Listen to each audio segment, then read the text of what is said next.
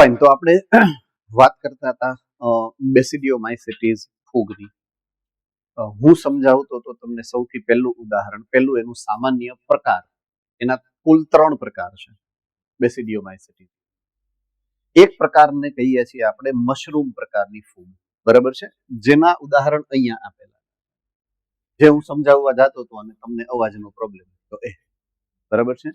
તો આ એવી ફૂગ છે કે જે આપણે ઇવન ખાદ્ય પદાર્થ તરીકે પણ વાપરીએ છીએ. કોમનલી આપણે એને બિલાડીનો ટોપ અથવા તો મશરૂમ કહીએ, બરાબર છે.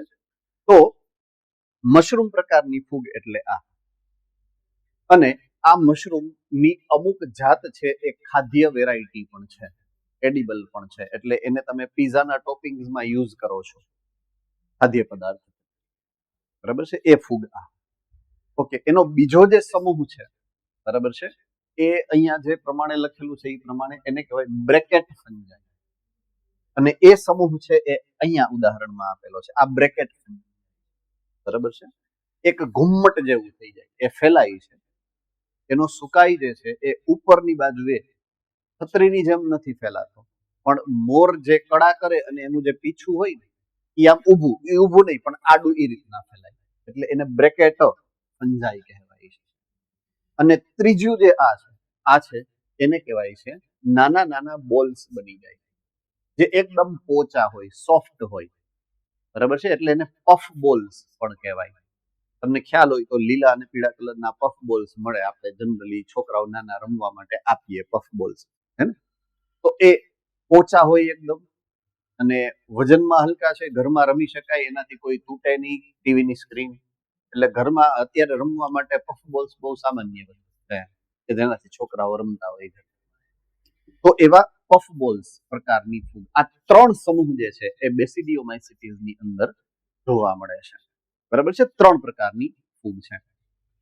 ઓકે, હવે એસ્કોમાઇસિટીસ અને બેસિડિયોમાઇસિટીસ. આઈ રિપીટ, એસ્કોમાઇસિટીસ અને બેસિડિયોમાઇસિટીસ આ બે એવા પ્રકારની ફૂગ છે કે જેમાં લિંગી પ્રજનન વધુ સારી રીતના અને વિકસિત જોવા મળે છે. આઈ રિપીટ કે લિંગી પ્રજનન આ બંને પ્રકારની ફૂગમાં એસ્કોમાઇસિટીસ અને બેસિડિયોમાઇસિટીસની અંદર વધુ સારી રીતે જોવા મળે છે, એટલે કે વિકસિત પ્રકારનું લિંગી પ્રજનન. તો એમાં લિંગી પ્રજનન કરતા અવયવો, મહેસાણા સેન્ટરમાં બહેનો કઈ પ્રશ્ન છે તમને બેટા? તમને નો ફાવતું હોય, નો ગમતું હોય, બંધ કરી દો. આપણે કોઈ જ જરૂર નથી, કમ્પલસરી નથી, બંધ કરી દો અત્યારે. સર બંધ કરી દો પ્લીઝ.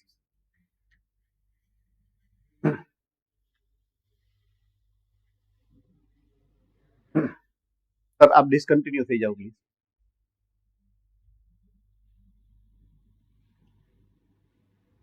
ચાલો, મહેસાણા સેન્ટર ઓફ થઈ જશે, લોગ ઓફ થઈ જાઓ બેટા પ્લીઝ.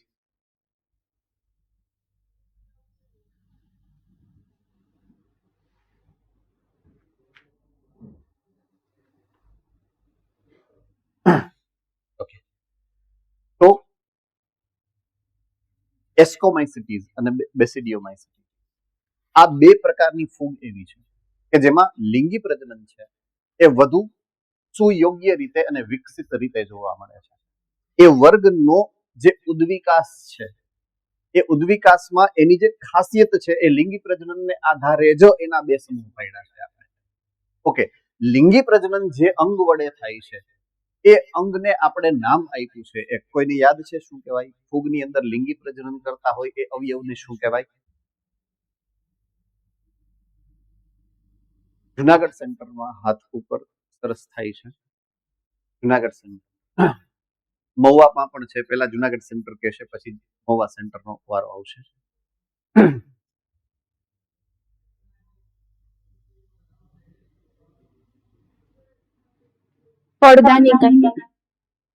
ફરીથી ફળદાની કાય. Okay, Mahuva centre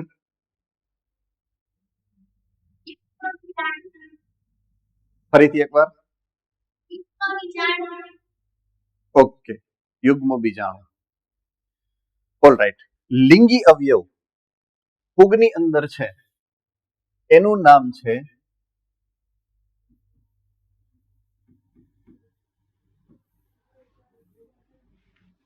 ફળકાય, fruiting body અંગ્રેજીની. ગુજરાતીમાં ફળકાય કહેવાનું છે, અંગ્રેજીમાં એને ફ્રૂટિંગ બોડી કહેવાનું છે. બરાબર છે. એમાં બે પ્રકારના જન્યુઓ ઉત્પન્ન થાય. અહીંયા જન્યુઓને આપણે નામ આપ્યું છે લિંગી બીજાણુ. બરાબર છે. એટલે ફળકાયની અંદર બીજાણુ ધાનીઓ હશે.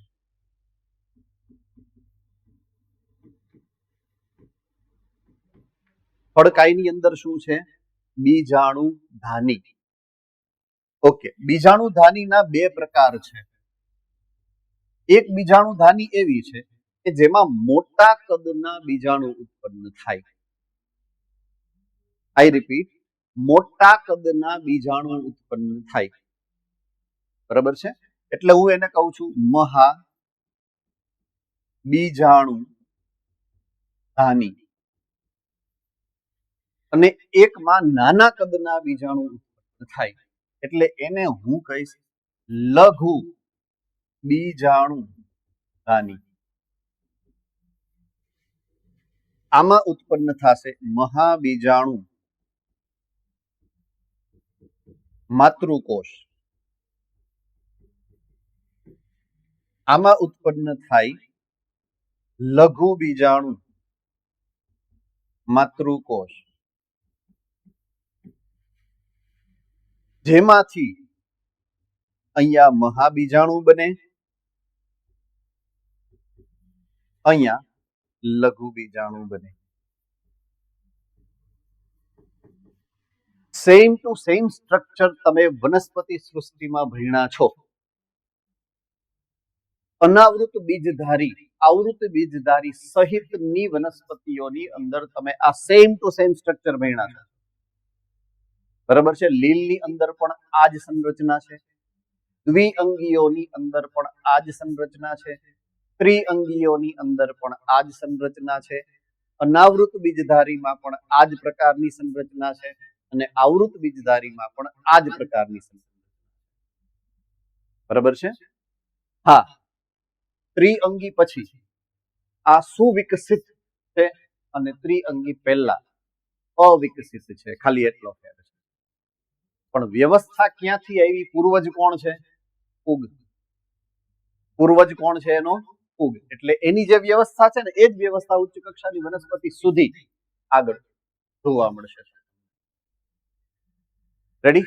જો આ આયોજન છે એ સામાન્ય આયોજન છે. હું તમારી સામે જે મૂકું છું ચાર્ટની અંદર જે આયોજન મૂકેલું છે એ આયોજન બધા માટે એક સરખું લાગુ પડશે.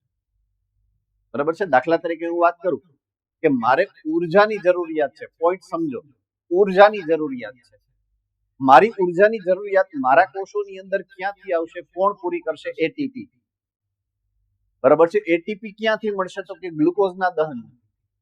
તો ગ્લુકોઝનું દહન કરી અને એટીપી મેળવવાની જે ક્રિયાવિધિ છે તો છેટ બેક્ટેરિયાથી આવી આવે.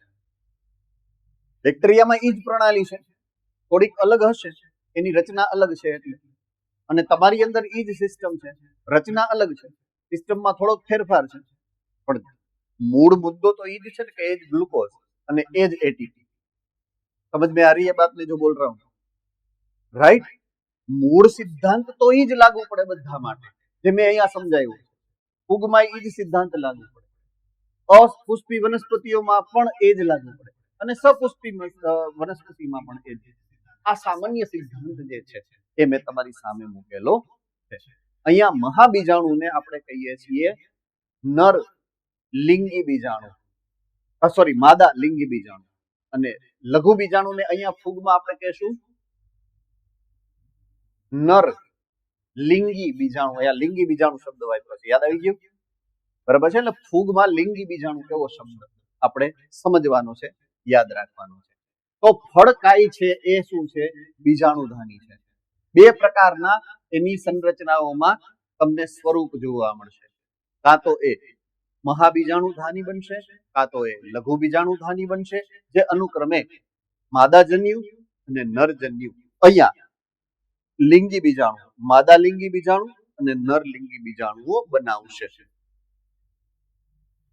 ઓકે, ચાલો હવે વાત કરીએ છીએ આ બેસિડિયોમાઇસિટીસ પ્રકારના ફૂગ છે એ જોવા ક્યાં મળશે તમને. તો પહેલી શરત ઈ કે છાયા હોવી જોઈએ, બીજી શરત ઈ ભેજવાળું વાતાવરણ અથવા તો ભીનું હોવું જોઈએ. બરાબર છે. તો જમીનમાં તો જ જોવા મળે તમને કે જો જમીન ભીની હોય. બરાબર છે. બીજું, લાકડાના ગોળવા ઉપર, એવું શબ્દ લખેલો છે, લાકડાના ગોળવા ઉપર. એનો મતલબ શું છે ખબર છે? દાખલા તરીકે કોઈ જંગલ છે અને એમાં કોઈ વૃક્ષ પડી ગયેલું છે અને એનું થડ એમનેમ જમીન ઉપર છે અને વરસાદ આવે ત્યારે એની ઉપર જોવા મળે, બારે માસ નહીં જોવા. તો લાકડાના ગોળવા ઉપરનો મતલબ આવો કાઢવાનો છે આપણે. બરાબર છે. ઓકે, ઝાડના થડ ઉપર, જીવતા ઝાડના થડ ઉપર, જીવંત ઝાડ હશે ને એના થડ ઉપર પણ તમને જોવા મળે. ખાસ કરીને ચોમાસામાં તો ઘણી વખત જોવા મળશે તમને. સામાન્ય તમારા આજુબાજુમાં પણ તમને જોવા મળે કે થડ છે ને, થડ જ્યાંથી મૂળ ઉપસી આવ્યા હોય ને એ ભાગમાં, એ ખૂણામાં ખાસ તમને જોવા મળે. માર્ક કરવાની ટ્રાય કરવી ક્યારેક, તમને ઇઝીલી આ પ્રકારની ફૂગ જોવા મળશે. વનસ્પતિના દેહની અંદર પણ ક્યારેક પરોપજીવી તરીકે જોવા મળે. વનસ્પતિના દેહની અંદર ઘણી વખત પરોપજીવી તરીકે જોવા મળે. બરાબર છે. ઉદાહરણ તમને આપું, એક સરસ મજાનું ઉદાહરણ આપું. બરાબર છે. આનું નથી આપતો, પણ ફૂગ જોવા મળે એનું આપું છું તમને. ખાસ કરીને એસ્કોમાઇસિટીઝ. બરાબર છે. જે રસ્ટ ફેલાવે છે. રસ્ટ એટલે સડો. એટલે એ પણ ઘણી બધી વનસ્પતિઓના શરીરની અંદર અંતઃપરોપજીવી તરીકે જોવા મળે છે. જો ઉદાહરણ આપું તમને, ઘણી વખત તમે શેરડી લ્યો ને, શેરડી બજારમાંથી, તો એમાં ઊભો ચીરો હોય. બરાબર છે. એનો જે હાંઠો હોય ને, હાંઠામાં ઊભો ચીરો હશે અને એની અંદર તમે જોવો, એક ખોલીને જોવો ને તો કાળા કલરનું અંદર થઈ ગયું હોય. એને બ્લેક રસ્ટ કહેવાય. શું કહેવાય? Black rust. અને એ ફૂગનું ઇન્ફેક્શન છે. બરાબર છે. શું છે? એ ફૂગનું ઇન્ફેક્શન, અંતઃપરોપજીવી ફૂગ. પણ આ બેસિડિયોમાઇસિટીઝ નથી. બેસિડિયોમાઇસિટીઝ તો કેવી, આપ જુઓ તો ખરા, તમારા જેવી છે, જાડી પાડી જો. એટલે ઈ ટૂંકમાં શેરડીનું પ્રકાંડ આમ ફાટી જાય તો અંદર હમાય એની બિચારી, હે ને? એ તો મારા જેવું કોક હોય તો અંદર હમાઈ જાય. પણ આમ તમારી જેમ આમ હેલ્ધી વેલ્ધી હોય તો વાંધો એને અંદર હમાય નહીં. તો અહીંયા જે અંતઃપરોપજીવનની વાત કરી છે, એ કેવી રીતના અંતઃપરોપજીવનની વાત કરી છે? તો તમને ખ્યાલ હોય તો ઘણી વખત ઓલા મોટા વૃક્ષ હોય ને, મોટા વૃક્ષના થડમાં ઓલી બખોલ થઈ ગઈ હોય કે જેમાં પક્ષીઓ ઈંડા મૂકે. ખબર છે? બસ એવી જગ્યામાં અંદર આ ફૂગ અંતઃપરોપજીવી. બરાબર છે. એટલે ઈ ખાસ યાદ રાખવાનું. ઓકે, જો ઘઉંની અંદર એક રોગ થાય છે જેને કહેવાય છે ગેરું. ઘઉં વનસ્પતિનું નામ છે, એ તો તમને ખ્યાલ જ હશે. બરાબર છે. એમાં એક ગેરુ નામનો રોગ થાય છે. બરાબર છે. અને સ્મટ કહેવાય અને રસ્ટ કહેવાય. આ સ્મટ અને આ રસ્ટ બે પ્રકારના રોગો છે. એમાં ગેરુ અને અંગારીઓ, આ બે પ્રકારના રોગ થાય છે અંતઃપરોપજીવી ફૂગને કારણે. બરાબર છે. તો આવા બે રોગ એની અંદર જોવા મળતા હોય છે. ઓકે, અહીંયા કવક ઝાડની વાત કરીએ તો બેસિડિયોમાઇસિટીઝની કવક ઝાડ શાખિત અને પડદાયુક્ત છે. ઓકે, શાખિત શું છે એ આપણને ખબર છે. બરાબર છે. અને પડદાયુક્ત છે એટલે એ બહુકોષ કેન્દ્રીય નથી. વચ્ચે એના જે કોષોની વચ્ચેના જે આવરણ છે એ ઘસાઈ ગયેલા નથી, એટલે એવી છે પડદાયુક્ત છે. બરાબર છે. ચાલો, આની અંદર કોઈને કઈ ડાઉટ રહી ગયો નથી તો હું નેક્સ્ટ સ્લાઇડમાં જાઉં છું. કોઈને કઈ ડાઉટ છે? હેન્ડ રેઝ કરી શકો છો, પૂછી શકો છો મને.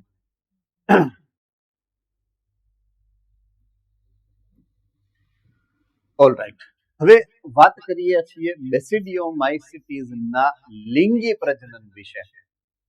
ઓકે, એસ્કોમાઇસિટીઝમાં જ્યારે લિંગી પ્રજનનની મેં વાત કરી હતી ત્યારે એમાં કોઈક વ્યક્તિએ તમારામાંથી કદાચ પ્રશ્ન પૂછ્યો હતો કે સર આમાં આટલું બધું ડિટેલ તમે ભણાવ્યું પણ આવ્યું તો નહોતું, એમાં તો લખેલું નથી. એટલે મેં તમને ત્યારે એવું સમજાવ્યું હતું કે એ ઓલરેડી લખેલું છે, પણ ક્યાં લખેલું છે ખબર છે? તો કે તમારા જે ઓલા સામાન્ય લક્ષણોની જ્યારે વાત કરી હતી, ઓલી તમને યાદ હોય તો દ્વિકોષ કેન્દ્રી અવસ્થા અને N+N અવસ્થાની મેં ચર્ચા ડિટેલમાં કરી હતી. કોને કોને યાદ છે? હેન્ડ રેઝ કરો જોઈએ.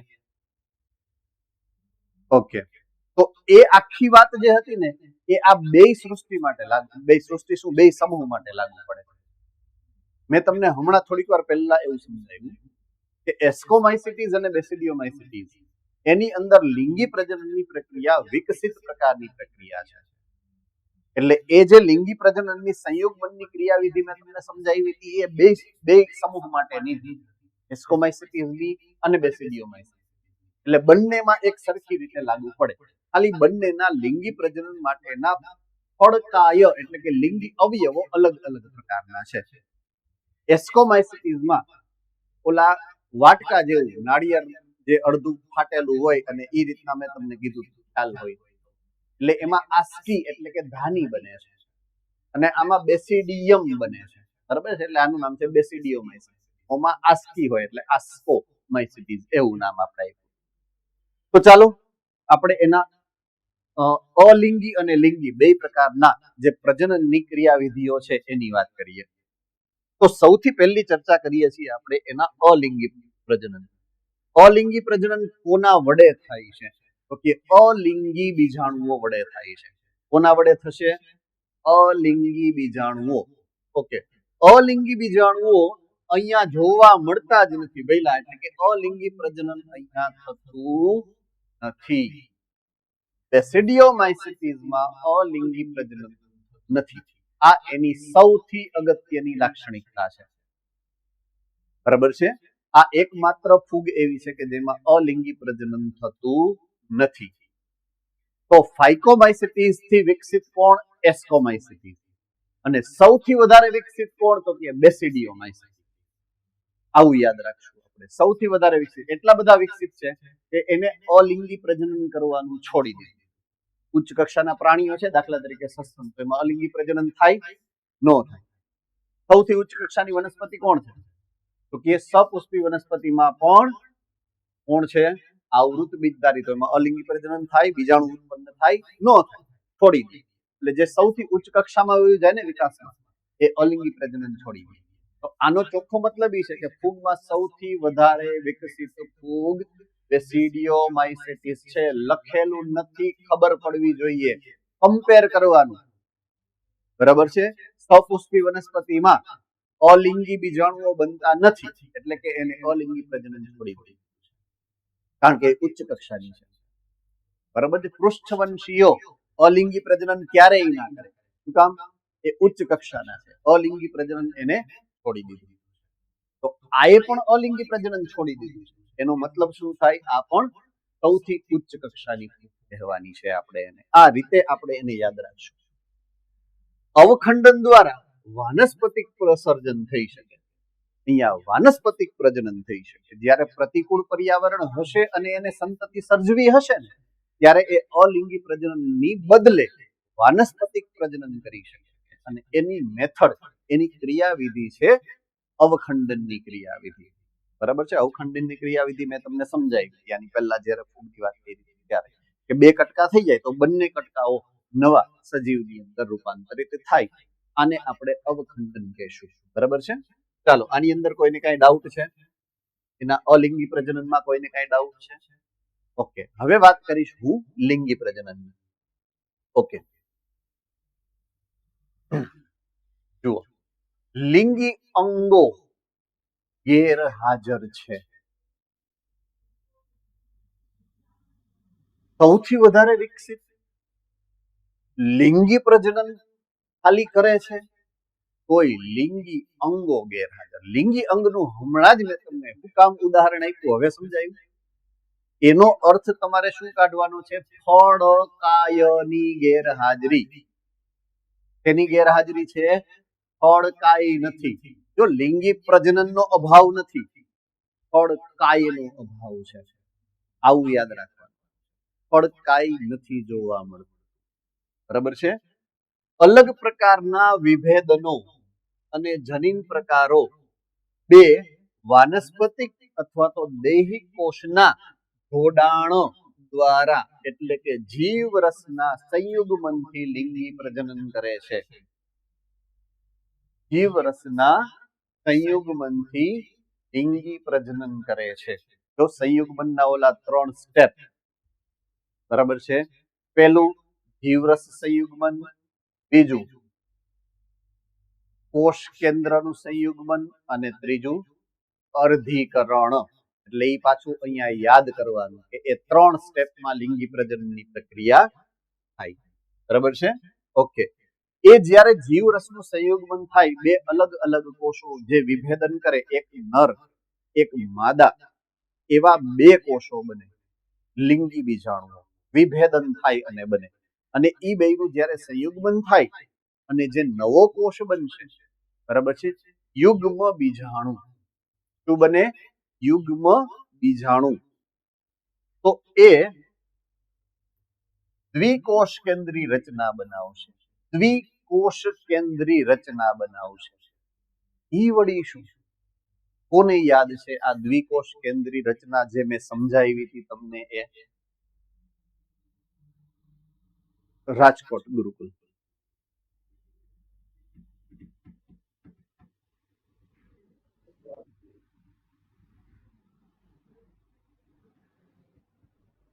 હાલો. યસ.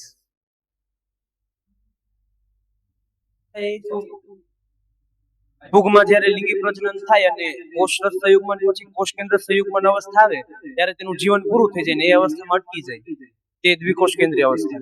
પરફેક્ટ, ગુડ, પરફેક્ટ, યાદ રહી ગયું છે, સરસ રીતે યાદ રહી ગયું છે. એટલે અહીંયા એને ઈ એક્સપ્લેન નથી કર્યું, ડાયરેક્ટ કીધું છે કે આવું થાય છે. બરાબર છે. યુગ્મન જ બને એટલે કે યુગ્મ બીજાણુ બને. પછી જ્યારે ત્રીજા સ્ટેપમાં આવે ને, અર્ધીકરણના સ્ટેપમાં, બરાબર છે, અર્ધીકરણના સ્ટેપમાં ઈ વચ્ચેથી અટકી જાય.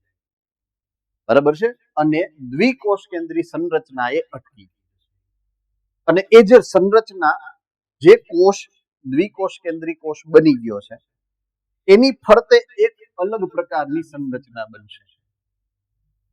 એ જે સંરચના બનાવે છે એને કહેવાય પ્રકણી બીજાણુ ધાની. શું કહેવાય? પ્રકણી બીજાણુ ધાની. અને એટલા માટે આ દ્વિકોષ કેન્દ્રી જે સંરચના બને ને એ કહેવાય પ્રકણી બીજાણુ. શું કહેવાય એને? પ્રકણી બીજાણુ. જે દ્વિકોષ કેન્દ્રી અવસ્થા છે, એ અવસ્થા એ કોષનું નામ છે પ્રકણી બીજાણુ. રેડી? પ્રકણી બીજાણુ. અને એ જે સંરચનામાં છે એને કહેવાય પ્રકણી બીજાણુ ધાની.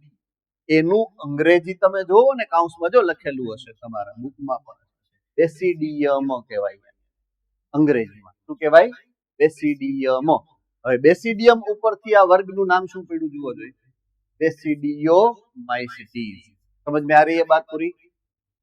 ચાલો થમ્સ અપ. ઓકે. બેસિડિયમ ઉપરથી એટલે કે પ્રકણી બીજાણુ ધાની ઉપરથી એનું નામ બેસિડિયોમાઇસિટીસ એવું રાખવામાં આવેલું છે. ફરીથી અહીંયા વિશિષ્ટ પ્રકારના ધાની સ્વરૂપે બહુ સારી કક્ષાએ વિભેદિત થયેલા એવા ફળકાઈ જોવા મળતા નથી. બરાબર છે. હવે દાખલા તરીકે આની વાત કરું, જો ઉદાહરણથી આની વાત કરું તો આ જે તમને દેખાય ને છત્રી, એ છત્રી હકીકતમાં પૂરેપૂરી વિકસિત હોતી નથી. બરાબર છે. એને તમે ઈ જે આખો ભાગ છે એને ઉપાડીને ઊંધી કરી નાખો ને તો છત્રીમાં અંદર તમને આવા પડદા જોવા મળે. અહીંયા અંદર તમને આવા પડદા જોવા મળે. જો અહીંયા તો સ્પષ્ટ દેખાય છે, આવા પડદા જોવા મળે. બરાબર છે. એ પડદા ને આ એક સંરચના, આ પડદાનું એક આવું છે, એવા કેટલાય બધા છે જો એમાં. એટલે એની ઉપર આ લટકેલું હોય આવી રીતના, એની ઉપર આ લટકતા હોય આ બધી સંરચનાઓ આ રીતે. જો આ રીતે અહીંયા તમને દેખાય છે સ્પષ્ટ રીતે આવું એવું લટકતું હોય પડદાની ઉપર. હવે આ એને ફોટોગ્રાફ પાડેલો છે. એ જ સંરચના અહીંયા આકૃતિમાં સમજાવેલી છે. આ એનો પડદો છે. બરાબર છે. શું છે એનો આ પડદો છે. જો આ કેટલાય બધા પડદા છે, એના એક પડદાને ઝૂમ કર્યું છે, એટલે ઈ પડદો જેનાથી બનેલો છે ને એ પડદા અહીંયા જો અહીંયા ઘણા બધા દોરા જેવી, એ દોરો શું છે? એનું કવક તંતુઓનો સમૂહ છે. શું છે? એના કવક તંતુઓનો સમૂહ છે. એમાંથી આઈ રહ્યું આ બેસિડિયમ છે. બેસિડિયમ એટલે પ્રકણી બીજાણુ ધાની, અને એમાં આ 12 લટકા છે એ તમને દેખાય, આ 4 એકમાંથી 4 થાય, બરાબર છે? એવા દરેકમાં એવા 4 બીજાણુઓ છે, પ્રકણી બીજાણુઓ છે, બરાબર છે? એટલે આ રીતે આવા આ બેસિડિયમ છે. બેસિડિયમ એટલે પ્રકણી બીજાણુ ધાની. કોની ઉપર હોય? આવા પડદા ઉપર હોય. આ જે પડદા તમને દેખાય એ પડદા ઉપર એ આવેલા, લટકતા આ રીતના આવેલા. એટલે સાવ લિંગી પ્રજનન માટેના લિંગી અંગો અલ્પ વિકસિત છે, એવું અહીંયા કવિ કહેવા માંગે છે. ભલે એનું પ્રજનન અતિ વિકસિત છે બધાય કરતા. લિંગી પ્રજનન 4 પ્રકારની ફૂગમાંથી સૌથી વધારે સારામાં સારા લેવલે જો કોઈનું લિંગી પ્રજનન થતું હોય તો બેસિડિયમ, પણ એમાં પડકાઈનો વિકાસ જે છે એ અવિકસિત છે. બરાબર છે? ઓકે.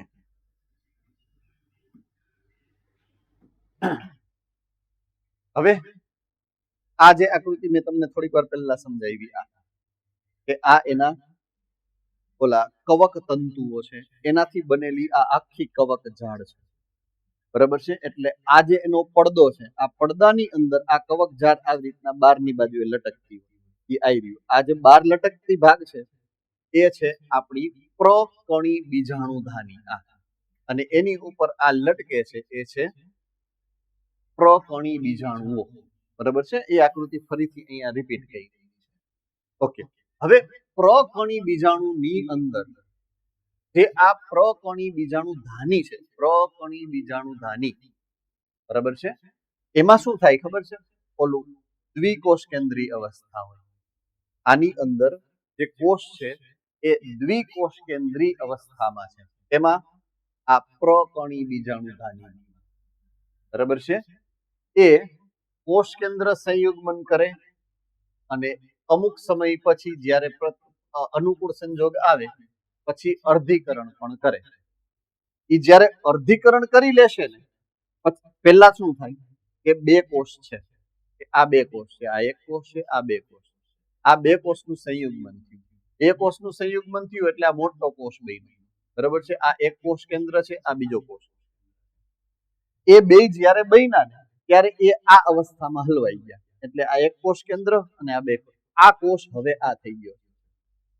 ત્યારે હજી એની પાસે આ નથી, આ નથી એની પાસે. તો ઈ કોણ છે? તો કે આઈ રહ્યો, આ અવસ્થામાં છે. આ એક કોષ કેન્દ્ર છે એનું, અને આ બીજું કોષ, બરાબર છે? તો હવે આ દ્વિકોષ કેન્દ્રીય અવસ્થામાંથી પછી શું થાય ખબર છે? આ 2 કોષ કેન્દ્ર એના એકબીજા સાથે સંયુગ્મિત થઈ જાય, એટલે 2 માંથી બનશે એક કોષ કેન્દ્ર. ખોટું. ઈ એક કોષ કેન્દ્ર પછીથી અર્ધીકરણ પામે.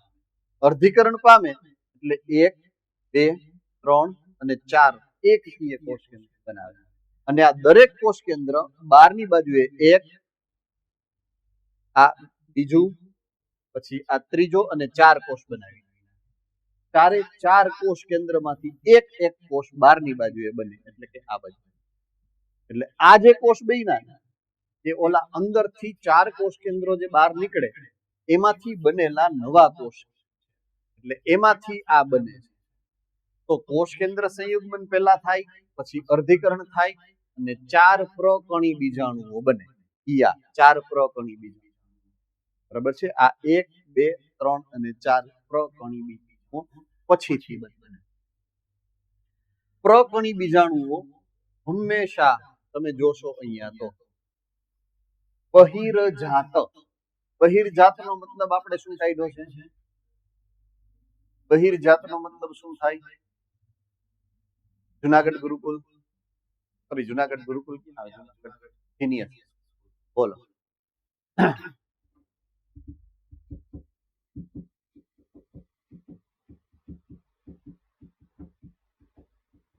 બહારની તરફ બીજાણુ સર્જન. યસ, બીજાણુનું સર્જન છે એ જુઓ બહારની બાજુ. બહારની બાજુએ બીજાણુઓ, એટલે એને આપણે નામ આપીએ કે બહિર્જાત બીજાણુઓ. એવા છે આ બહિર્જાત બીજાણુ સર્જન છે. બહારની બાજુએ, ધાનીની અંદર નથી, ધાનીની બહારની બાજુએ બીજાણુ બને. આ એની આગવી ખાસિયત છે. બરાબર છે. બીજાણુઓ અહીંયા જે લિંગી બીજાણુઓ બને છે, એટલે કે પ્રકણી બીજાણુઓ જે બને છે એ બહિર્જાત ઉત્પન્ન થાય છે. કેમાં? બેસિડિયોમાઇસિટીઝમાં. ઓકે. પ્રકણી બીજાણુઓ હવે પ્રકણી ધાનિકાઈ બનશે. હવે આ બની ગયા પછી આ સંરચનાને પ્રકણી ધાનિકાય એવું કહેવાય. પ્રકણી ધાનિકાય. હવે એવું શું કામ કહેવાય એ તમને સમજાવી દઉં.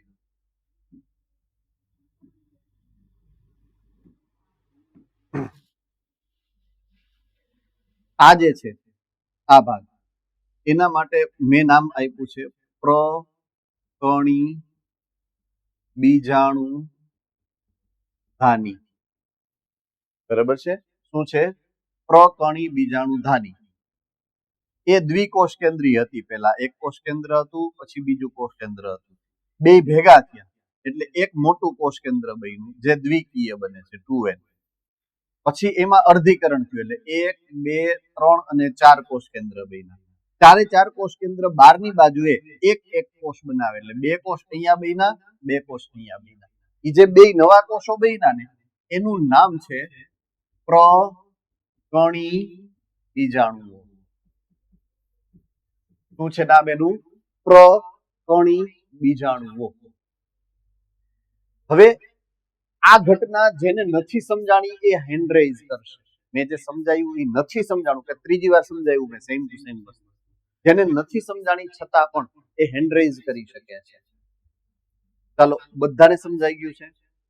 Okay, good. હવે આ રચના પતી ગયા પછી અહીંયા સુધી પહોંચ્યા પછીની વાત છે. હવે આ સંરચનાનું નામ મેં બદલાયું છે. જુઓ, એનું નામ મેં બદલાયું, પ્રકણી ધાનિકાઈ એવું નામ આપ્યું છે. એ પ્રકણી ધરાવે છે. શું ધરાવે છે? પ્રકણી.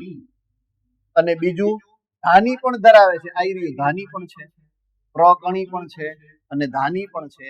એ ધરાવતો ભાગ છે. એટલે હવે એને પ્રકણી બીજાણુ બન્યા પછી મારે શું નામ આપ્યું છે? મેં પ્રકણી ધાનિકાઈ ઉર્ફે ફડકાઈ. ઉર્ફે ફડકાય. ઈ ફડકાઈ કયો તો ઈ જ છે અને પ્રકણી ધાનિકાઈ કયો તો પણ ઈ જ છે. એનો અર્થ ઈ. એટલે અહીંયા ફડકાઈ નથી કહેવાતું પણ એને વિશેષ રીતે પ્રકણી ધાનિકાય કહેવામાં આવે છે. બરાબર છે? ઓકે. હવે આની ઘણી બધી ફૂગ અલગ અલગ પ્રકારની છે જેના અમુક ઉદાહરણો અહીંયા તમને શેર કરેલા છે. જેમાંથી પહેલું મશરૂમ છે. મશરૂમ તો આ છે, આકૃતિ જે મશરૂમની જ છે. બરાબર છે? એનું બીજું નામ છે Agaricus. I repeat, Agaricus. Chapter number 2, chapter number 3 અને ચેપ્ટર નંબર 4. આની પહેલા એક વખત સૂચના આપી હતી, આજે ફરીથી યાદી અપાવી દઉં કે તમે જેટલા પણ નામ વાંચશો ને ઉદાહરણમાં જે પણ આપેલા હશે, જો દાખલા તરીકે તમને આપેલું પક્ષીઓમાં, વિહગમાં કે સસ્તનમાં જેટલા પણ નામ આપેલા હશે ને ઉદાહરણમાં, એમાં પહેલા આગળ ગુજરાતી નામ હશે અને પછી કાઉન્સમાં અંગ્રેજી નામ હશે. જોજો, ખબર છે એવું હોય છે. દાખલા તરીકે પોપટ છે તો પોપટના કાઉન્સમાં કંઈક લખેલું હશે, સિટાક્યુલા એવું. આવા બધાય નામ તમારે યાદ રાખવાના છે. આ એક બિહામણું સત્ય છે. એવું સત્ય છે, બિહામણું, ડરાવે એવું, પણ યાદ રાખવાના છે કમ્પલસરી. હે ને? ફરજિયાત યાદ રાખવા, કારણ કે પ્રશ્નો નીટમાં આ રીતે પૂછાય છે. હા બેટા બોલો. જામનગર સાહેબ. સર, સર તમે એમ કીધું લિંગી અંગો ગેરહાજર હોય એનો મતલબ એમ કરવાનો કે ફડકાઈ ગેરહાજર. હા, તો સર અહીંયા તો કયું પાછું? એટલે ફડકાઈ પહેલા નથી બનતું, ફડકાઈ છેલ્લે બને. પ્રજનન પતી ગયા પછી બને છે. જનરલી શું હોય, ફડકાઈ પહેલા બને, એની અંદર બીજાણુ ઉત્પન્ન થાય અને એમાં લિંગી પ્રજનન. આમાં શું થાય, પેલા બહિર્જાત રીતે ઓલી પ્રકણી બીજાણુઓ બને અને એટલે એને આપણે ફડકાઈ કીધું, કારણ કે જે બીજાણુ જ્યાં બને એ જ અંગને આપણે ફડકાઈ કહેવું પડે ને, એટલે જ એને ફડકાઈ કહેવાને બદલે આપણે નામ શું આપ્યું, પ્રકણી ધાની કાઈ એવું નામ. ફડકાઈ નામ નથી આપ્યું આપણે, પણ ફડકાઈ ને સમકક્ષ રચના કહેવાય. સમજ આ રહી વાત પૂરી હે ને? Okay fine. તો મશરૂમ અથવા તો એગેરિકસ, એ જ રીતના અંગારિયા માટે જવાબદાર ફૂગ, અંગારિયા માટે જવાબદાર યુસ્ટિલાગો. અંગારિયા એટલે કે ગેરુ અને અંગારિયા બે રોગ હતા આપણા આની પહેલાની સ્લાઇડમાં આવ્યા. ગેરુ અને અંગારિયા વનસ્પતિમાં પરોપજીવનના ઉદાહરણોમાં આવશે બે રોગ. તો એમાં અંગારિયા માટે જે ફૂગ જવાબદાર બને છે એ ફૂગ છે યુસ્ટિલાગો, અને ગેરુ માટે જવાબદાર છે એ છે પક્સિનિયા. બરાબર છે? એટલે આ ત્રણ ઉદાહરણો અહીંયા આપેલા છે.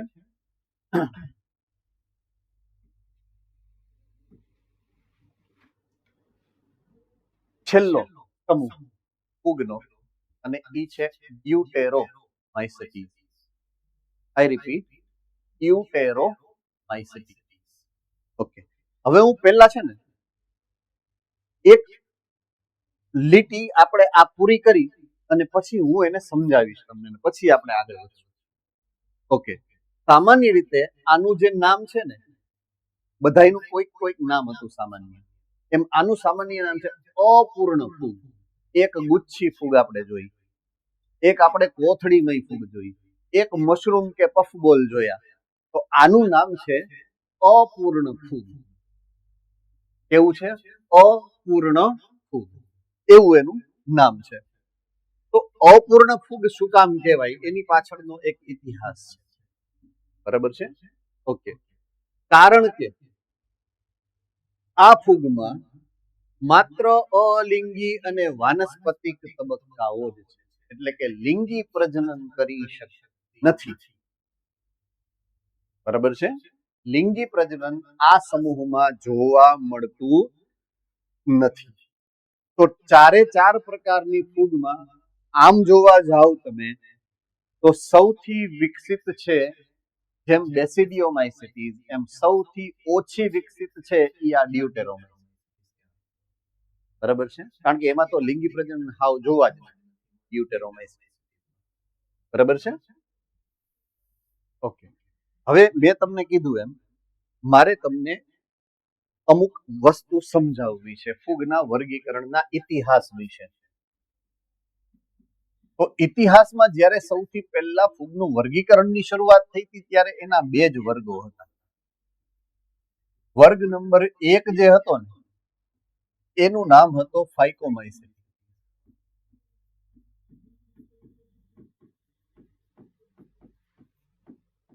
અને વર્ગ નંબર 2 હતો ને એનું નામ હતું ડ્યુટેરોમાઇસેટીસ.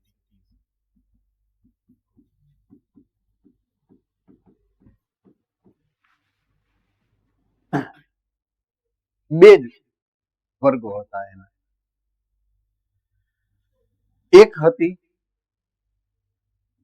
કે જેની અંદર અલિંગી પ્લસ લિંગી બંને પ્રકારનું પ્રજનન જોવા મળતું, અને એક એવી હતી કે જેમાં ફક્ત અલિંગી પ્રજનન જ જોવા મળતું.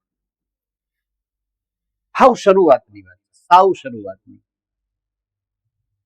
ધીમે ધીમે આનું રિસર્ચ વધ્યું, આના વિશે પણ રિસર્ચમાં વધારો થયો, આના વિશે પણ રિસર્ચમાં વધારો થયો. બરાબર છે? જેમ જેમ રિસર્ચમાં વધારો થયો એમાં અમુક એવા ડ્યુટેરોમાઇસેટીસમાં ઉદાહરણો મળ્યા કે જેમાં લિંગી પ્રજનન જોવા મળતું. એટલે એવી ડ્યુટેરોમાઇસિટીઝ કે જેમાં લિંગી પ્રજનન જોવા મળતું હતું બે રીતે. બરાબર છે, બે રીતે.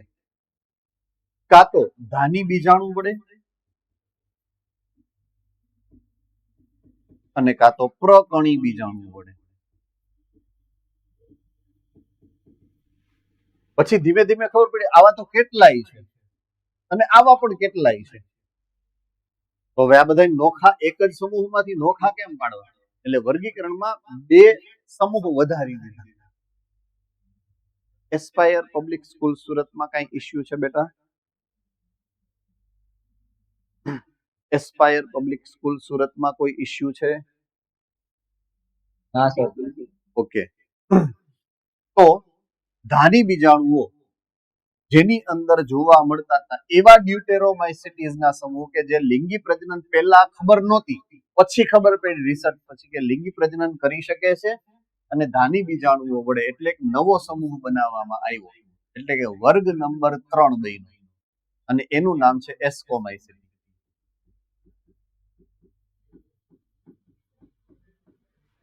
અને એવા સભ્યો કે જે ડ્યુટેરોમાઇસિટીઝમાં પહેલા હતા પછી ખબર પડી કે એમાં લિંગી પ્રજનન પણ થાય છે અને એ પ્રકણી બીજાણુ વડે થાય છે, એટલે એનો વર્ગ પડ્યો વર્ગ નંબર 4 અને એ છે બેસિડિયોમાઇસિસ.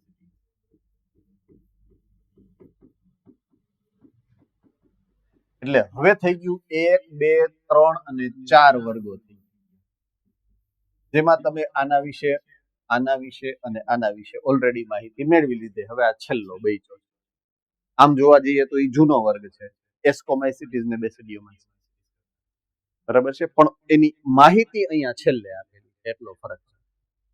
હવે મેં જે તમને સમજાવ્યું ને એ અહીંયા સમજાવેલું છે. બરાબર છે. દાખલા તરીકે જ્યારે આ ફૂગના લિંગી સ્વરૂપો એનું સંશોધન થયું, રિસર્ચ થયું, એટલે પેલા બધાને ખબર જ છે અપૂર્ણ ફૂગ કામ નામ આપ્યું છે કારણ કે એમાં માત્ર અલિંગી પ્રજનન. પણ કેટલાય બધા રિસર્ચ અલગ અલગ થયા પછી ખબર પડી કે આમાં અમુક સ્વરૂપ તો એવા છે કે જેમાં લિંગી પ્રજનન થાય છે.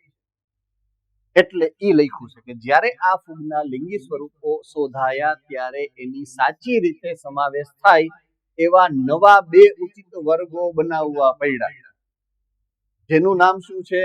એસ્કો અથવા તો બેસિડિયોમાઇસિટી. અને એમાંથી ઉપાડી અને એને કાં તો એસ્કોમાઇસિટીઝમાં મૂક્યા અને કાં તો બેસિડિયોમાઇસિટીઝમાં. એટલે પેલા બે વર્ગો પછી કેટલા થયા? 4 વર્ગો. રેડી? એ પણ શક્ય છે કે એની અલિંગી અને વાનસ્પતિક અવસ્થાઓને એક જ નામ આપવામાં આવ્યું છે અને તેમને ડ્યુટેરોમાઇસિટીઝ વર્ગમાં મૂકવામાં આવ્યા છે, તથા લિંગી અવસ્થાને કારણે જ એના બે વર્ગો પડ્યા છે. એનો મતલબ એવો કાઢવાનો છે કે એમાં એટલે કે આના જ્યારે પહેલા બધા એક જ હતા ત્યારની વાત છે, જ્યારે બધા એક જ વર્ગમાં હતા ત્યારની વાત છે. એમાં અલિંગી અવસ્થા તો બધાની સરખી જ ઓલમોસ્ટ, પણ એના જે બે વર્ગો પાડવાની જરૂરિયાત શું કામ પડી એમ સમજાયું છે. એસ્કોમાઇસિટીઝ 1 બેસિડિયોમાઇસિટીઝ 2 એવા બે સમૂહ શું કામ પાડ્યા હશે? તો ઈ કોને કારણે?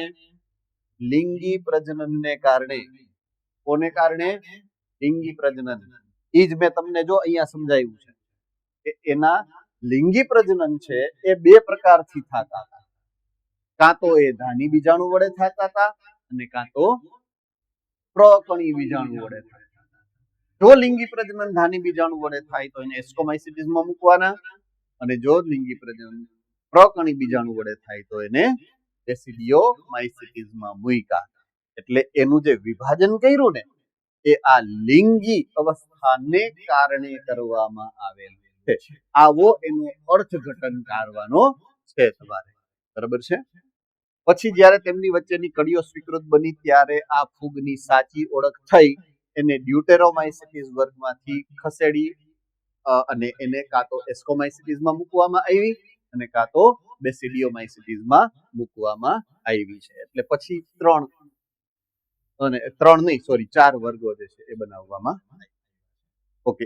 એકવાર ડ્યુટેરોમાઇસિટીઝના સભ્યોની ચોક્કસ અથવા તો લિંગી અવસ્થાઓ શોધાણી એ પછી તેને એસ્કોમાઇસેટીઝ અથવા તો બેસિડિયોમાઇસેટીઝ ની અંદર મૂકી દેવામાં આવ્યા છે.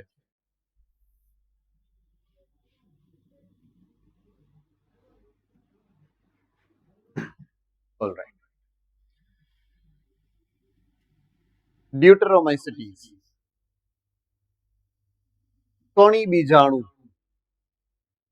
દ્વારા અલિંગી પ્રજનન કરે. જો લિંગી પ્રજનન કરતું હોત તો પ્રકણી બીજાણુ, કણી બીજાણુ દ્વારા લિંગી પ્રજનન કરે, સોરી અલિંગી પ્રજનન કરે.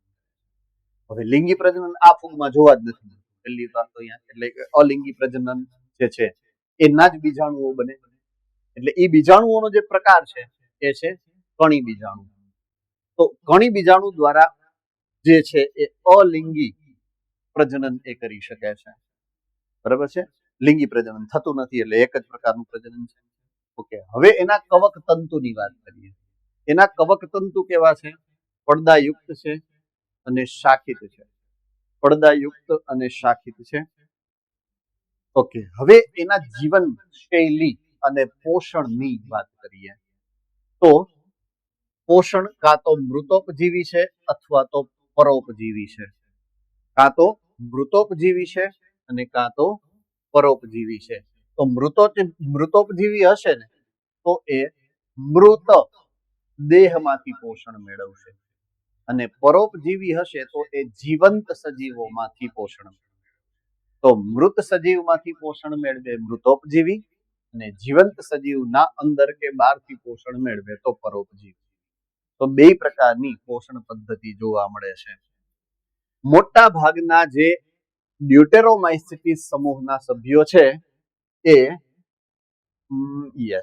જેના ઉપરથી એને નામ મળ્યું છે કચરાનું વિઘટન કરે. કચરો શબ્દ ઇમ્પોર્ટન્ટ. કચરો એના માટેનો શબ્દ છે આ ડ્યુટેરો.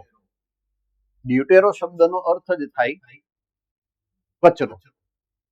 તો કચરાનું વિઘટન કરે એટલા માટે એને નામ મળ્યું છે ડ્યુટેરોમાઇસેટીઝ. કચરાનું વિઘટન કરે. તમે કોઈ બી વસ્તુ નાખી દો, કોઈ મૃત અવશેષ પડી જાય, મરી અને ખરી જાય, દાખલા તરીકે વનસ્પતિ જન્ય હોય તો ખરી જાય. જમીનમાં જ્યારે એ મિક્સ થાય ત્યારે એનો સડવાની શરૂઆત થાય. બરાબર છે. એટલે એ કચરો બને છે. ખરી ગયેલો હોય એ કચરો છે. એનું જે વિઘટન કરે છે ને એની વાત છે. કચરાનું એ વિઘટન કરે છે. બરાબર છે. વિઘટક સૃષ્ટિ. આઈ રિપીટ, વિઘટક સૃષ્ટિ. આપણે શરૂઆત ફાઇકોમાઇસેટીઝ થી કરો, ડ્યુટેરોમાઇસેટીઝમાં આવો, એસ્કોમાઇસેટીઝમાં આવો. બરાબર છે.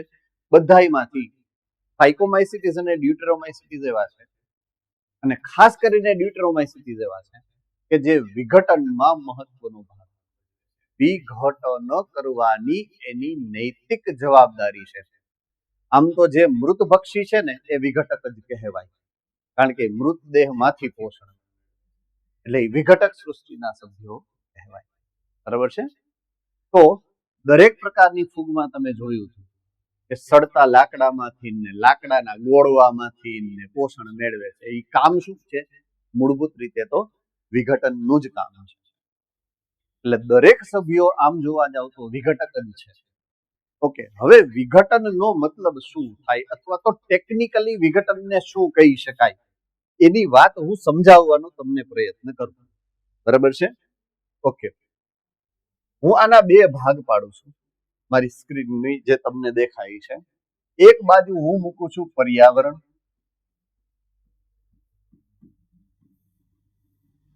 એક બાજુ હું મૂકું છું સજીવ.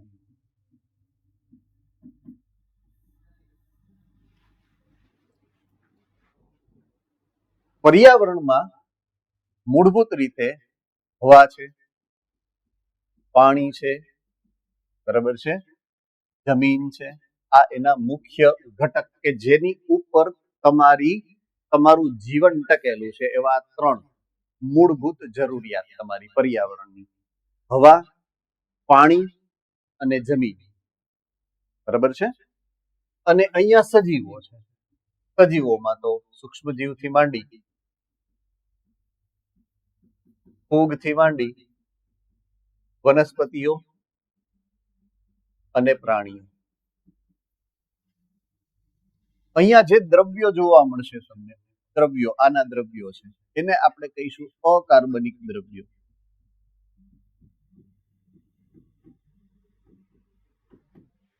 અને આ જેનાથી બનેલા છે એ છે કાર્બનિક દ્રવ્યો.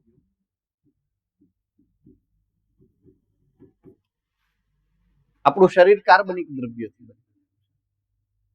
કોઈ પણ સજીવનો દેહ છે એ કાર્બનિક દ્રવ્યથી બને. બરાબર છે?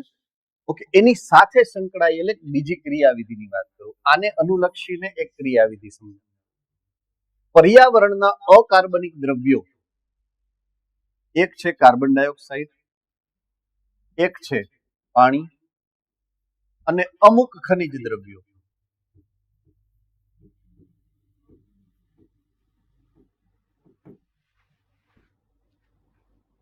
એકદમ સરળતાથી સમજવાનું છે આપણે, શાંતિથી. ઈ મળી પ્રકાશ સંશ્લેષણ,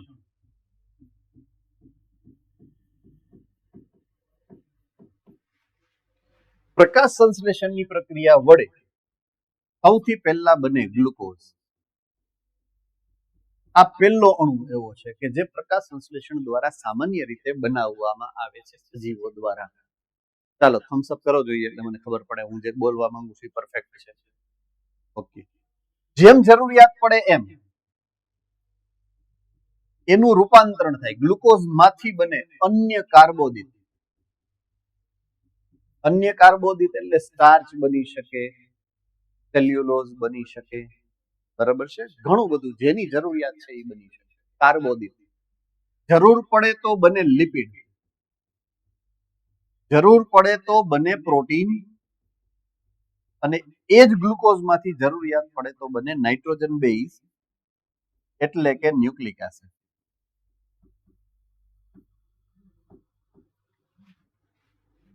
જો આખું બાયોમોલિક્યુલ આવી ગયું તમારું, ટૂંક સાર આવ્યો. બરાબર છે? તો આ ચારેય પ્રકારના જે દ્રવ્યો છે એ બન્યા છે શેમાંથી ભાઈ? શેમાંથી બન્યા છે? અકાર્બનિક પદાર્થોમાંથી કાર્બનિક પદાર્થો બને. સમજાય છે હું જે કહેવા માંગુ છું? હા કે ના? થમ્સ અપ કરો જોઈએ. ઓકે, હવે હું આ બનાવીએ જ ગયો, બનાવીએ જ ગયો, બનાવીએ જ ગયો, બનાવીએ જ ગયો, આ ખાલી થઈ જાય, આ ખાલી થઈ જાય, આમાંથી પોષક દ્રવ્યો ખતમ થઈ જાય, પછીના સજીવો હું મંજીરા વગાડશે, ક્યાંથી લઈ આવશે? સમજાય છે? રેડી? હા કે ના?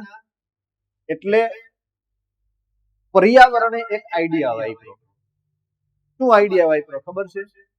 ત્યાં સુધી તમે જીવંત છો ને, જીવંત સજીવો છો, ત્યાં સુધી આ દ્રવ્ય તમારામાં રહે. સમજ में आ रही है बात? જેવા તમે ગુજરી જાઓ, તમે જેવા મૃત બનો, મૃત, હવે આ જીવંત હતા, હવે તમે મૃત થઈ ગયા, તો મૃત જે છે ને એ પાછા આમાં ફેરવાઈ જાય, કાર્બનિક માંથી પાછા અકાર્બનિક ફેરવાઈ જાય. આ જે છે ને આ પ્રક્રિયા, એને મેં નામ આપ્યું હતું પ્રકાશ સંશ્લેષણ. અને આ જે પ્રક્રિયા છે ને એને હું નામ આપું છું આ. શું નામ આપું છું? વિઘટનની પ્રક્રિયા છે. કેવી પ્રક્રિયા છે? વિઘટનની પ્રક્રિયા. વિઘટનની પ્રક્રિયામાં ઘણા બધા પ્રકારના સજીવો ભાગ લે છે. શરૂઆત થાય છે સૂક્ષ્મ જીવોથી, બેક્ટેરિયાથી. બેક્ટેરિયા. બીજો નંબર આવે ફૂગનો. બીજો નંબર કોનો આવે? ફૂગનો. અને ત્રીજો નંબર આવે કૃમિઓ. ત્રીજો નંબર કોનો આવે? કૃમિઓ. આ ત્રણ સજીવો એવા છે કે જે વિઘટનના કામમાં ભાગ ભજવે. તો મૃતદેહનું વિઘટન કરે અને ખનિજ દ્રવ્યો બનાવે. આ એનું મૂળભૂત કામ છે. આ બધા મૃતોપજીવી કહેવાય. મૃતોપજીવી કહેવાય કે જે મૃત ઘટકો ઉપરથી મૃત અવશેષોમાંથી પોષણ મેળવે છે અને વિઘટનની પ્રક્રિયામાં પોતાનો મહત્વપૂર્ણ ભાગ ભજવે છે. તો કરોડો અબજો વર્ષો જૂના જે દ્રવ્યો કેટલાય બધા પ્રકારના સજીવોમાંથી નીકળેલા હશે, એમાંથી આપણે બધા બનેલા છીએ. તમારી અંદર જે કાર્બન છે એ ક્યાંથી આવ્યો છે કોને ખબર છે? પેલા કોઈક વનસ્પતિ હશે અથવા તો કોઈ પ્રાણી હશે, એનો કાર્બન છૂટો પડી અને એ કાર્બન હવામાં ગયો હશે, બરાબર છે. એ કાર્બનમાંથી એ કાર્બન પાછો કોઈ વનસ્પતિએ લીધો હશે, એ જ વનસ્પતિ તમારા મમ્મીએ ખાધી હશે, એ કાર્બન તમારામાં આવ્યો હશે. સમજાય છે હું જે કહેવા માંગુ છું? આપણને તો ખબર જ નથી ને આપણા અણુઓ ક્યાંથી આવેલા છે. તો આ રીતે સતત એ આ ફેરવા રાખે છે. અકાર્બનિક માંથી કાર્બનિક બને, કાર્બનિક માંથી અકાર્બનિક, અકાર્બનિક માંથી કાર્બનિક બને અને કાર્બનિક માંથી અકાર્બનિક. આ ચક્ર સતત ચાલ્યા રાખે છે, બરાબર છે. તો એમાં આ પ્રકારના જે ફૂગ છે એ સૌથી મહત્વનો ભાગ ભજવે છે. ખનિજોના ચક્રીયકરણની ઘટના મેં તમને હમણાં સમજાવી. જે ઉદાહરણ હતું ને એ આ ખનિજના ચક્રીયકરણ, બરાબર છે. કે પહેલા એ પર્યાવરણમાંથી સજીવોમાં ગયું અને પછી સજીવોમાંથી પાછું પર્યાવરણમાં આવ્યું. તો ચક્રીય રીતે એ ફેરે રાખે છે, પર્યાવરણમાંથી સજીવોમાં અને સજીવોમાંથી પર્યાવરણમાં. એમાં વિઘટક તરીકે આ ફૂગ જે છે ડ્યુટેરોમાઇસિટીસના સભ્યો એક મહત્વનો ભાગ ભજવે છે. 3 ઉદાહરણ અહીંયા શેર કર્યા છે. એકનું નામ છે ઓલ્ટાનેરિયા, બીજાનું નામ છે કોલિટોટ્રાઇકમ અને ત્રીજાનું નામ છે ટ્રાઇકોડર્મા, બરાબર છે. આ ટ્રાઇકોડર્મા એટલે કોણ ખબર છે? ઓલી ધાધર જેનાથી થાય ને એ ફૂગ ટ્રાઇકોડર્મા છે. મેં આની પહેલા એક વખત વાત ઉદાહરણથી તમને સમજાવી, બરાબર છે. એ જે દાદર કે ધાધર થાય છે ને એ ફૂગ આ ટ્રાઇકોડર્મા છે, બરાબર છે. એટલે એ બાહ્ય પરોપજીવી છે ટ્રાઇકોડર્મા.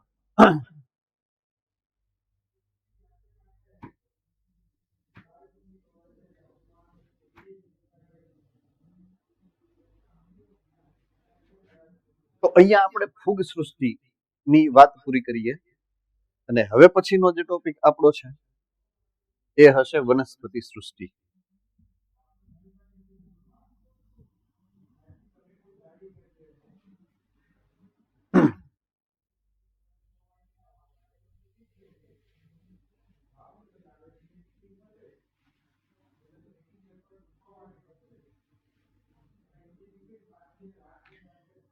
વનસ્પતિ સૃષ્ટિ વિશે મારે તમને શું સમજાવું?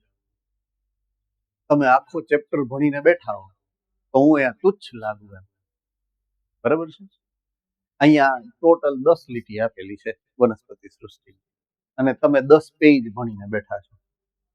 એટલે હું તમારી આગળ અત્યારે જ્ઞાનમાં ટૂંકો પડું એવું મને અનુભૂતિ થાય છે આ બાબત, બરાબર છે. પણ છતાં જે આપ્યું છે એની વાત કરી લઈએ તો સારા પણ લાગીએ ને આંબે. તો વનસ્પતિ કોષો, સૃષ્ટિ વનસ્પતિ ના સજીવો બહુકોષીય અને પ્રકાશ સંશ્લેષી સૃષ્ટિ તરીકે આપણે એને ઓળખીએ છીએ. બહુકોષીય અને પ્રકાશ સંશ્લેષી સજીવો છે, બરાબર છે. તો વનસ્પતિ કોષો હરિતકણ ધરાવે છે અને કોષ દિવાલ ધરાવે છે એવા સુકોષ કેન્દ્રી કોષો છે. બધાને ખબર જ છે ને કે આમાં કોઈને મુશ્કેલી છે, કઈ ડાઉટ છે? એવું નથી ને કોઈ? ઓકે. કીટભક્ષી વનસ્પતિઓ, પરોપજીવી વનસ્પતિઓ એ ઓછી છે. મોટા ભાગની વનસ્પતિ કેવી છે? સ્વપોષી છે, પ્રકાશ સંશ્લેષી છે. પણ અમુક જે છે એ કીટકભક્ષી પણ છે અને અમુક છે એ પરોપજીવી પણ છે. તો કીટકભક્ષી વનસ્પતિઓના ઉદાહરણ આપ્યા છે. એકનું નામ છે અર્કઝ્વર, એકનું નામ છે વિનસનો મક્ષી પાશ.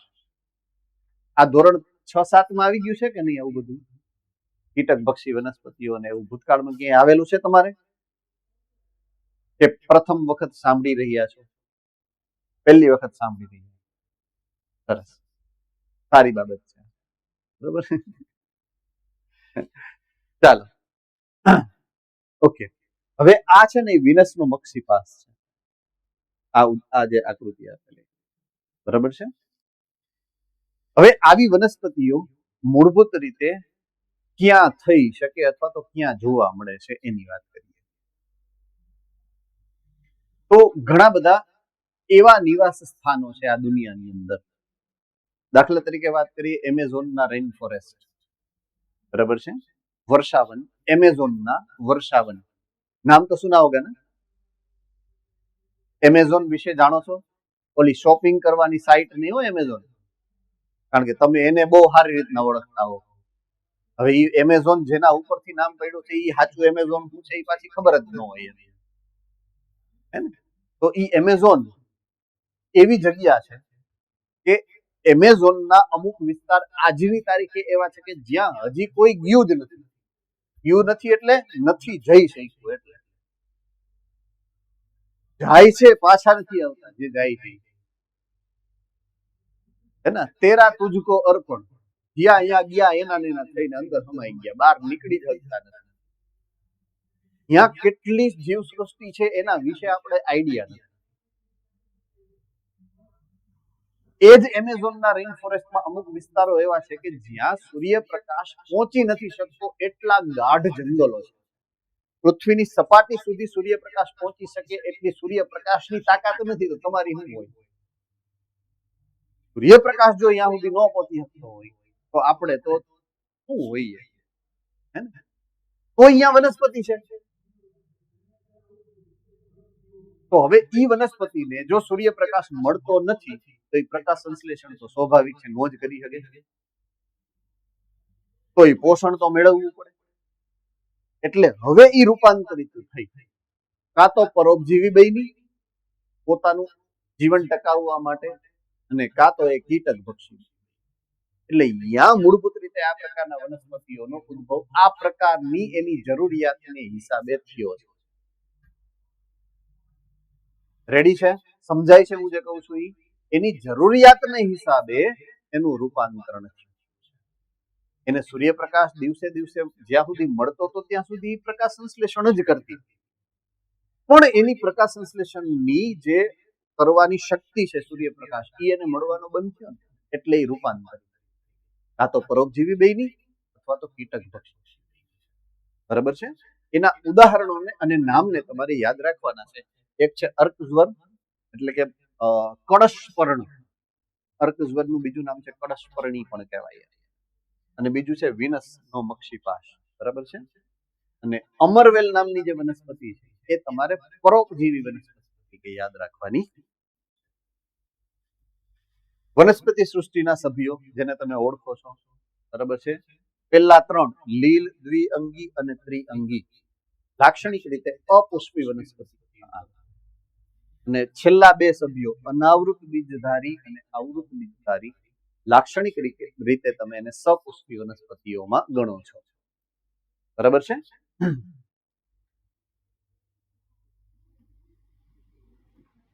ઓકે. હવે વાત છે વનસ્પતિમાં એની જીવન ચક્રની. તો જો એ દ્વિકીય અવસ્થામાં હોય તો એને તમે કહો છો બીજાણુજનક અવસ્થા, અને એકકીય સ્થિતિમાં હોય તો એને તમે કહો છો જન્યુજનક અવસ્થા. કારણ કે હું આમાં બહુ ડીપમાં નહીં જાઉં, કારણ કે ઓલરેડી તમે પાઠના પાઠ ભણી ગયા છો એટલે તમને બધી ખબર છે. છતાં જ્યાં અટકો ત્યાં તમે પૂછી શકશો, અનમ્યુટ કરીને મને પૂછી લ્યો એટલે હું તમને સમજાવી આપીશ. બરાબર છે? ઓકે. એકાંતર જનન દર્શાવે એટલે કે બીજાણુજનક માંથી જન્યુજનક બને અને જન્યુજનક માંથી બીજાણુજનક બને. બરાબર છે? ઓકે. એક પ્રશ્ન હું કદાચ પૂછું તો પ્રાણીઓમાં એકાંતર જનન જોવા મળે કે ન જોવા મળે? પ્રાણીઓના જીવન ચક્રમાં એકાંતર જનન જોવા મળે કે ન મળે?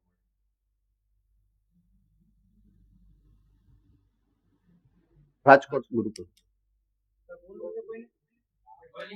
મળે મળે છે. હાલો, હા, મળે. ઓકે, મળે છે.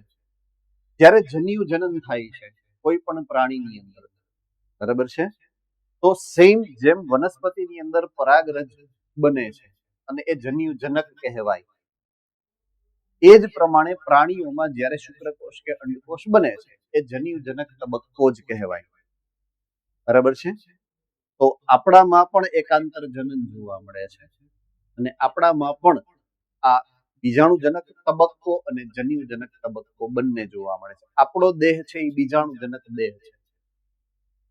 બરાબર છે? અને એના શુક્રકોષ કે અંડકોષ ઉત્પન્ન કરતી જે સંરચનાઓ છે એની અંદર જન્યુજનક અવસ્થા આવે છે. એટલે આપણામાં પણ એકાંતર જનન જોવા મળે જ છે અને આપણામાં પણ આ ઓલ્ટરનેશન ઓફ જનરેશન એટલે કે એકમાંથી બીજી અવસ્થામાં એકાંતર જનન થતું હોય છે. પણ યુઝ્યુઅલી શું થયું કે આ ઘટનાક્રમને સૌથી પહેલી વાર આઈડેન્ટિફાઈ વનસ્પતિમાં કર્યો, પછી એ ચાલ્યો આવ્યો છે એટલે પછી એને રીએસ્ટાબ્લિશ કે ફરીથી એક ઉલ્લેખવાની જરૂરિયાત નથી પડી. એટલે આપેલું નથી તમારી બુક કે પ્રાણીઓમાં એ જોવા મળે. બાકી હા, સ્પષ્ટ રીતે આપેલું છે, એક સૃષ્ટિમાં આપેલું છે. કયો સમુદાય છે કે જેમાં એકાંતર જનન સ્પષ્ટ રીતે લખેલું આપેલું છે કે આની અંદર છે. મોરબી સેન્ટર. ચાલો મોરબી સેન્ટર બોલે પેલા. સોરી એસ્પાયર સુરત, મને ખબર છે ડિસઅપોઇન્ટ થયા તમે ભાઈ આ યાર હાથ ઉપર કરી તો નથી જવાબ. બરાબર, ચાલો પણ સેજ લેટ પડ્યા. યસ બોલો બેટા. Very good. કોષ્ઠાંત્રી. 2 અવસ્થાઓનું નામ. ચાલ 2 અવસ્થાઓનું નામ. હરિયાસ્તુ. 2 અવસ્થાઓનું નામ. પુષ્પક અને છત્રક. ઓકે. જ્ઞાનવેલી. પુષ્પક અવસ્થા અલિંગી છે કે છત્રક અવસ્થા અલિંગી?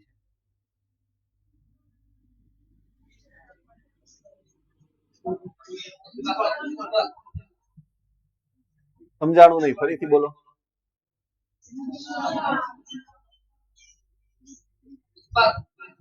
પુષ્પક અલિંગી અને છત્રક લિંગી. Okay good. ચાલો.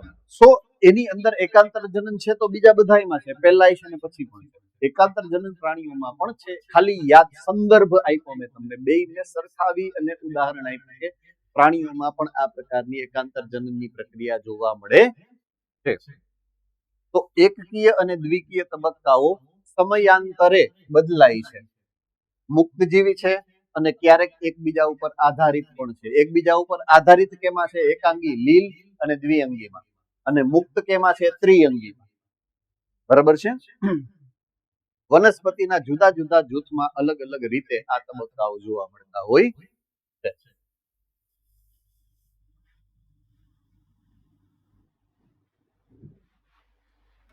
પ્રાણી સૃષ્ટિ જેમ વનસ્પતિ સૃષ્ટિનું ગહન અધ્યયન તમે કરી ચૂક્યા છો એમ પ્રાણી સૃષ્ટિનું અતિ ગહન અધ્યયન તમે કરી ચૂક્યા છો. બરાબર છે? વિષમ કોષી, સુકોષ કેન્દ્રી, કોષ દિવાલ વગરના. બરાબર છે? એક્સપ્લેન કરવાની જરૂરિયાત નથી ને? ઓકે. ખોરાક માટે અન્ય સજીવો ઉપર આધારિત છે, ખાસ કરીને વનસ્પતિઓ ઉપર. બરાબર છે? ખોરાકનું પાચન કરે ત્યાં આપણા પાચન તંત્રમાં એટલે કે અંતઃસ્થ ગુહામાં, પાચન માર્ગમાં. ખોરાકનો સંગ્રહ કરે ગ્લાયકોજન અથવા તો ચરબી સ્વરૂપે. ખબર જ છે, બહુ ચરબી ચડી ગઈ છે આપણને. ખોરાકનો સંગ્રહ. પોષણનો પ્રકાર છે પ્રાણી સમપોષણ.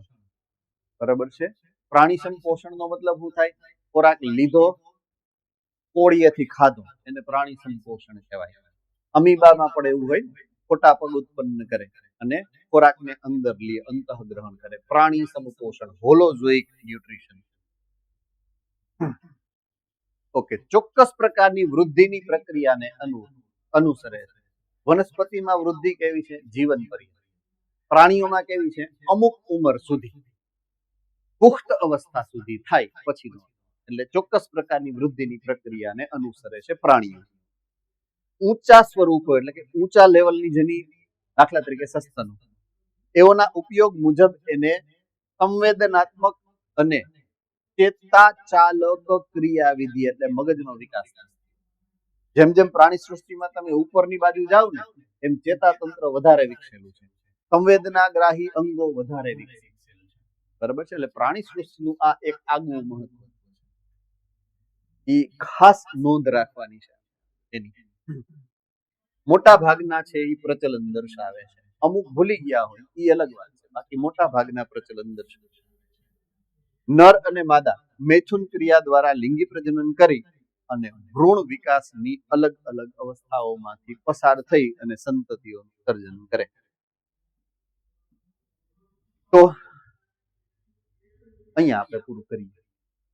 હવે છેલ્લો એક પોઈન્ટ જે છે વાયરસ, વિરોઇડ, પ્રિયોન્સ વગેરે, લગભગ હું માનું છું ત્યાં સુધી એક લેક્ચરમાં આપણે આ કામ પૂરું થઈ જવું જોઈએ. એટલે આ ચેપ્ટર આપણું ચેપ્ટર નંબર 2 છે ઈ બરાબર છે. ઓકે, તો આઈ વિલ સી યુ હવે સોમવારે. બરાબર છે.